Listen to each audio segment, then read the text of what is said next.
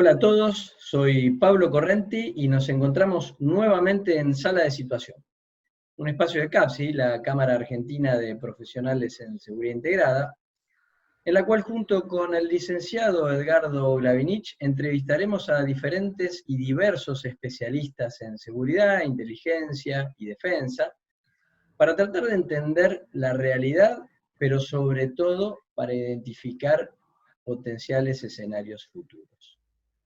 Hola Edgardo, ¿cómo estás? Hola Pablo, hola a todos y todas, soy Edgardo Glavinich. El objeto de este ciclo es brindar datos y construir información útil y oportuna para los gobiernos, el sector privado, la academia y sobre todo impulsar la reflexión y el análisis de toda la ciudadanía. Nosotros estamos convencidos que la coevolución se logra a través de un ecosistema colaborativo integrado. Y es esto lo que queremos impulsar desde Sala de Situación. Sin más, le damos la bienvenida a nuestro invitado de hoy.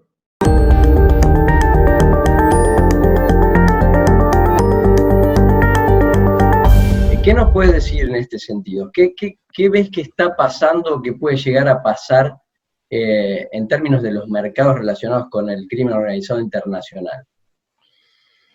Bueno, el crimen organizado ha aprovechado esta situación porque ha visto una gran oportunidad en ello.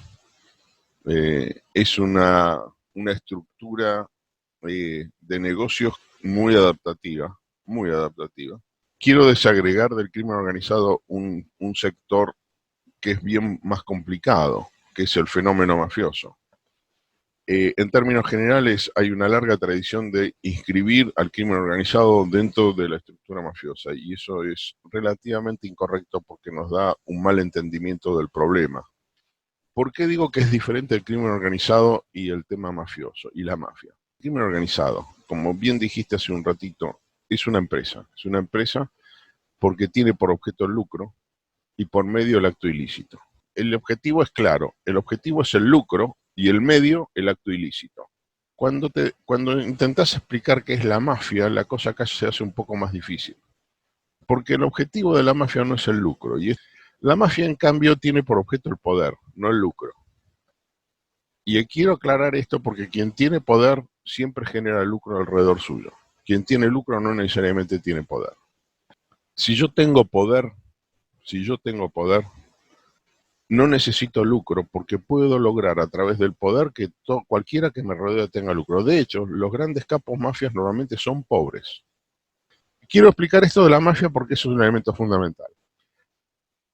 Consecuencias para el combate con la mafia que esto tiene es que no es criminalizable el poder porque es un bien intangible. Entonces, ¿quiénes van presos cuando yo voy por la mafia? Los perejiles de la segunda o tercera línea. El segundo aspecto que hay que entender con las mafias es el siguiente.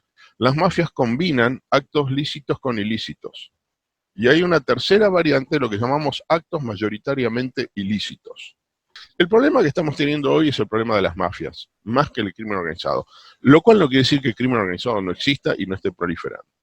Ahora, yendo al tema puntual de la pandemia, en realidad ninguno de los negocios que el crimen organizado y las mafias están haciendo en este momento son nuevos.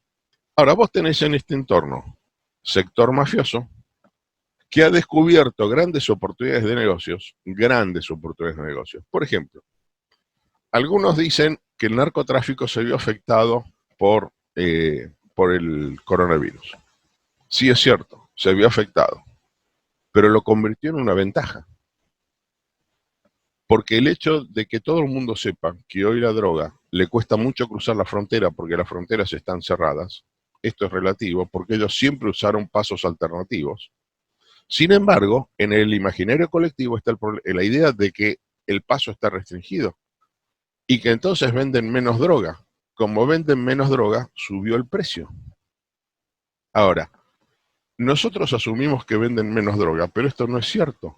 El hecho demuestra que el consumo creció entre el 30 y el 60% según los países, o sea que hay más droga, no menos. Con un agregado cuesta más, o sea, la ganancia se les multiplicó por mucho. Vos decís, ¿cómo distribuyen? Bien, no tienen ningún problema en distribuir. Tienen el delivery. y tienen un delivery formal, hay un delivery informal y hay un semiformal. Ese delivery está siendo cooptado por el sistema del crimen organizado y por las mafias. Agregaron una línea de negocios. ¿Qué postura deberían tomar los estados? Porque también sabemos que muchas veces la relación Estado o gobierno, crimen organizado, son muy cercanas en lo referente, como vos decías bien, al poder, ¿no? Y a la puja por el poder. Uh-huh. ¿Cómo ves el futuro cercano?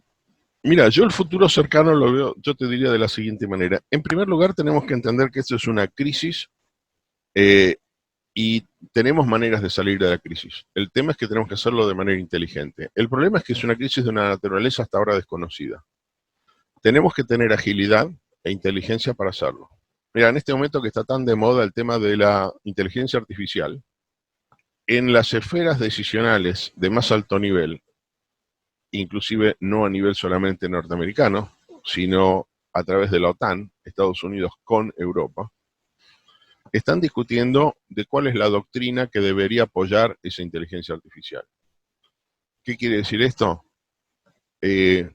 Cuando empezó la Segunda Guerra Mundial, todos los países tenían tanques y todos los países tenían aviones. El problema es que no todos sabían cómo debían utilizarlos porque no tenían una doctrina adecuada a esa nueva tecnología.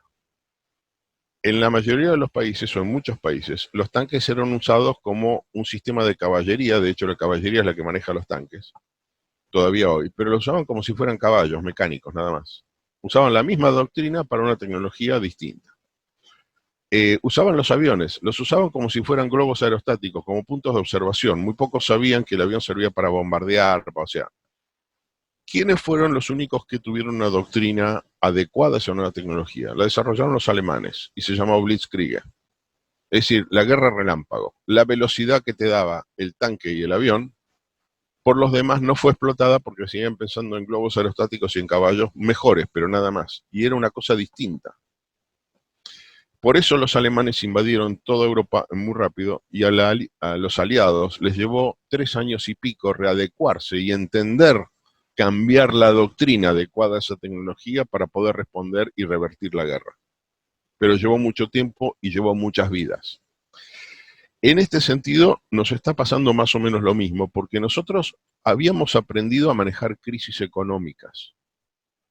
Pero la pandemia tiene algo distinto. Sin embargo, la respuesta es relativamente similar. Tenemos que encontrar una doctrina que acompañe la recuperación de esta historia. Pero tenemos que entender que lo mismo que nos pasa con el crimen organizado cuando ponemos la lupa, el problema es que nosotros pusimos la lupa sobre el factor económico y tenemos muchos otros problemas más allá del económico y se planteó esta nueva crisis. No es que se planteó la crisis, porque la crisis lo que hizo fue precipitó una situación que ya era compleja. ¿Cómo hemos salido de esas crisis anteriores? Y yo te diría que básicamente es lo que indica cómo salir en este momento. En primer lugar, tenemos que flexibilizar, y acá vuelvo a lo que dicen los americanos con la OTAN. Ellos dicen que a la inteligencia artificial, a Artificial Intelligence, hay que acompañarla con una doctrina que ellos ya le pusieron nombre. Se llama agilidad institucional. Si tendrías que definir 3 condiciones o 3 propuestas para este escenario, o sea, ¿cuáles serían 3 cuestiones que vos visualizás en este escenario y qué respuesta le darías a esas 3 cuestiones puntuales en el marco de la seguridad y la defensa? Sí, yo diría, en el marco de la seguridad y la defensa específicamente, ¿te referís? Mira, hoy el problema básico de la gente está en la oportunidad de trabajo. Tenemos problemas de trabajo y eso lo tenemos que resolver. Tenemos que darle a la gente la oportunidad de que entre en la economía formal y para eso necesitamos que el Estado genere la oportunidad. Pero para eso tenés que relajar las normas, no endurecerlas. ¿Sí? Darle flexibilidad. Aparece mucha más creatividad y en ese momento se producen los grandes saltos tecnológicos, aunque esto parezca mentira. Lo que te da la salida de la crisis es el salto tecnológico. He podido ver en algún paper tuyo que has tipificado o colocado una gama de colores, digamos, a los diferentes mercados criminales. Sintéticamente, ¿nos podés adelantar algo? ¿Nos podés comentar cómo es este termómetro o semáforo de mercados criminales y por qué la tipificación. Mira, en primer lugar porque no todos entienden que es un mercado informal, y yo quiero subrayar lo de informal por una razón muy simple, porque no todos son estrictamente hablando, al entendimiento de la persona, incluso técnicamente, no todo es un acto criminal. Por ejemplo, si vos vas a la saladita, llamémoslo así, hay una buena parte de eso que no es criminal. Vos tenés gente que produce productos de bajo costo, sin cometer ningún delito, eh, y los está vendiendo ahí. No es eso criminal. Hay problemas de evasión fiscal, sí, sin embargo las autoridades lo toleran, con lo cual vos decís, bueno, hay un ilícito, pero no tanto. Ahora, claro que la cosa empieza a tornarse más gris, ya deja de ser blanco, empieza a ser más gris cuando ese producto está producido en un tallercito donde hay explotación de personas. Tenés bolivianos trabajando en condiciones de esclavitud, y ahí la cosa empieza a aparecer el componente ilegal. Se te agrava aún más si además falsifican marcas. Y si además esa saladita está pagando coimas para poder sobrevivir y para que hagan la vista gorda cuando pasan por los inspectores, ya ahí se te está tornando casi negro el tema. Entonces hay un matiz de grises en el medio bastante amplio. Después tenés otras economías. Tenés la economía azul, la actividad marítima. Dentro de la actividad marítima azul, vos tenés áreas grises también. Por ejemplo, ¿qué hacen los pesqueros chinos depredando el mar Atlántico? Bueno, cuando pescan detrás de la milla 200 depredan, es cierto, pero no están violando la ley. Ahora, cuando ingresan al mar territorial de la zona económica exclusiva argentina, violan la milla 200 y pescan de este lado donde los calados son mayores, ahí están cometiendo un ilícito. Ahora, además, una pregunta que uno se hace es, si ya hay tan poco para pescar, ¿por qué tenemos tantos barcos chinos pescando en nuestra zona? ¿No estarán traficando droga?